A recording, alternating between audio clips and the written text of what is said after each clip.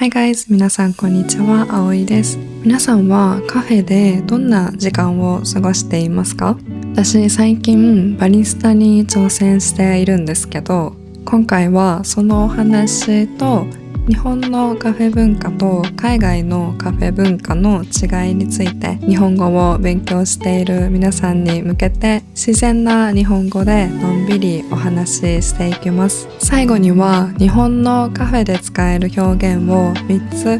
英語を使いながら紹介するので、ぜひ最後まで聞いてください。5月にワーホリ2年目が始まって、1年目とは違って自分の目標がしっかりある状態で始まったんですけど、ついにその一歩目、バリスタスクールに行き始めました。私が将来やりたいお店にはカフェスペースがあって、海外のような空間をそこに作りたいと思っているので、バリスタとして働く経験が欲しかったんですね。それも大きなレストランでとかじゃなくて、ローカルな常連のお客さんとお話ししながら働くみたいな、そういう小さめのカフェを私は想像していて、で、カナダのそういうお店って本当に経験がないとバイトさせてもらえないんですよね。求人見ても1年以上のバリスタ経験必須みたいな。でも私そういう経験が全くなくて、一回日本の喫茶店でバイトしたことはあるんですけど、そこはドリップコーヒーを注いで出すだけだったので、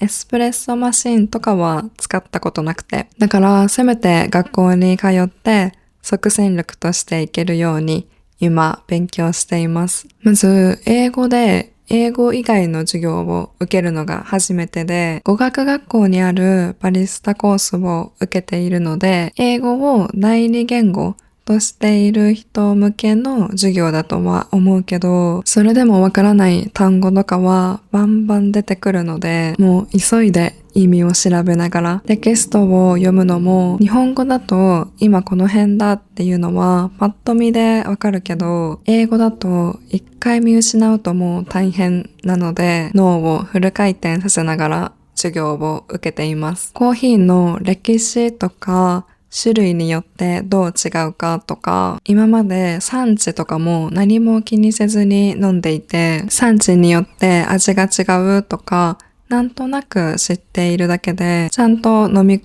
べとかはしたことないし、ここのコーヒー美味しいって思っても、わざわざそれがどこ産のかって聞いたこともなかったので、これからちゃんと気にしようって思いました。だし、この先カフェで働くようになってお客さんに聞かれた時にちゃんと答えられるように、テストで満点取れるように勉強します。だけど難しいのが、これを英語で覚えなくちゃいけないっていうところで、私割と自分で記憶力はいい方だと思っていて、多分日本語だと割とスッて入ってくると思うんですよね。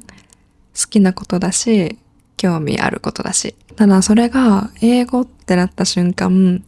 なんか難しさがめっちゃ上がるんですよね。なんか3倍の量を覚えなくちゃいけないみたいな。けどもこれは今まで単語の勉強をしてこなかった自分が悪いので、語彙力を上げるためだと思ってやります。あと、スチームミルク作るのも、なんか音が変わるって聞くけど、私には全然わからなかったです。TikTok とかでよくバリスタさん目線の動画とか見てて、でも全然あんな風にできないし、すごい不格好になってないかなって不安になりながら、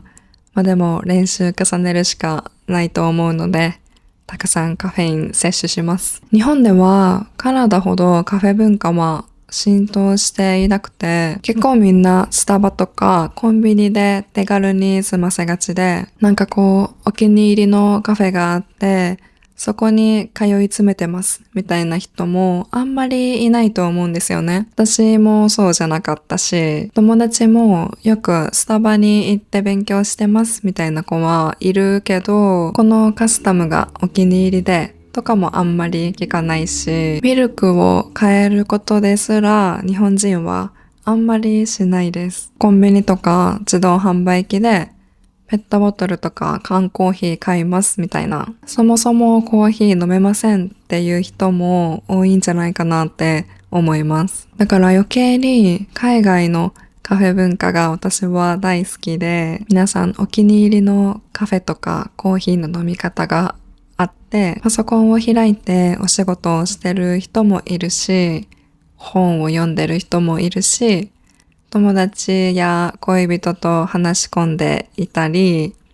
店員さんと仲良さそうに話していたり、それぞれが自由に自分の好きな時間を過ごしているのが海外のカフェの素敵なところだなって思っています。日本だとどうしても写真映えするものが求められていて、美味しいに越したことはないけど、やっぱり見た目が可愛いとか、フォトスポットになるようなインテリアがあるとか、そういうのが日本のカフェにとって大事な気がしていて、コーヒーを飲みながら過ごす時間を楽しむっていうよりかは、その時間をどうおしゃれに過ごして、それをどんな角度で何を背景に写真を撮って、どの写真を SNS に載せるかとか、あとは日本の推し活文化もあって、推しの小さいぬいぐるみとか、アクリルスタンドっていう小さいアクリル板に推しが印刷されていて、それを台に刺して立たせられるやつがグッズとして最近ずっと人気なんですけど、それを持っておしゃれなカフェに行って写真を撮ることも推し活なので、やっぱり写真映えが大事なんですよね。読書とかパソコンを開いて仕事をするにも、そういうのに偏見を持ってる人もいるんですよ。もう最近はさすがになくなってきているかもしれないんですけど、だからちょっと人の目が気になったり、どうしても日本人は周りからの見られ方を考えちゃうので、そういうのを考えなくていいような空間をどうにか作りたいなって思っています。もし店員が読書してたらみんな気にならなくなりますかね。仕事しろよって思われるかもしれないんですけど、私は海外の店員さんが頑張りすぎてないっていうところも大好きで、日本だと本当にやることがなくても、すごい細かいところの掃除とか、もうこれ以上いらないでしょっていうくらいのストックを作ったり、何かしらやることを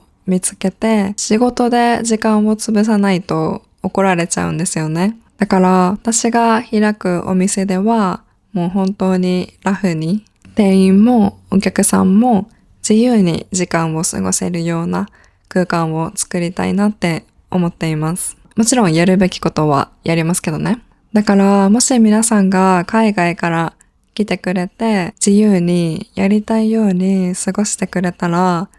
日本人もそれに流されていくと思うので、その時が来たらぜひ遊びに来ていただいて、まったり自由に過ごしてくれたら嬉しいです。ただ、日本の推し活文化とか写真映えを意識するのももちろん悪いことじゃないし、むしろそれもその人の好きなことでやりたいことだと思うので、そういう日本のいいところと海外のいいところがうまく混ざり合うみたいな空間にしたくて、なのでカナダでしっかりカフェの空間作りみたいなのも体験して、日本に帰った時にちゃんと落とし込めるようにしっかり勉強します。やらなきゃいけないことがたくさんです。Today I talked about cafe culture. So now I'd like to introduce some useful Japanese phrases you can use when you go to a cafe in Japan. When you go to a cafe, the staff might ask you something like 店内でお召し上がりですか? Or sometimes they might ask お持ち帰りですか? So please remember these two words 店内 which means dine in and お持ち帰り which means to go. If you want to stay inside the cafe, you can say 店内でお願いします. If you want to take it outside, you can say お持ち帰りでお願いします. When you're not sure what to order or if you want to ask for a recommendation, you can say おすすめは何ですか？一番人気のメニューは何ですか？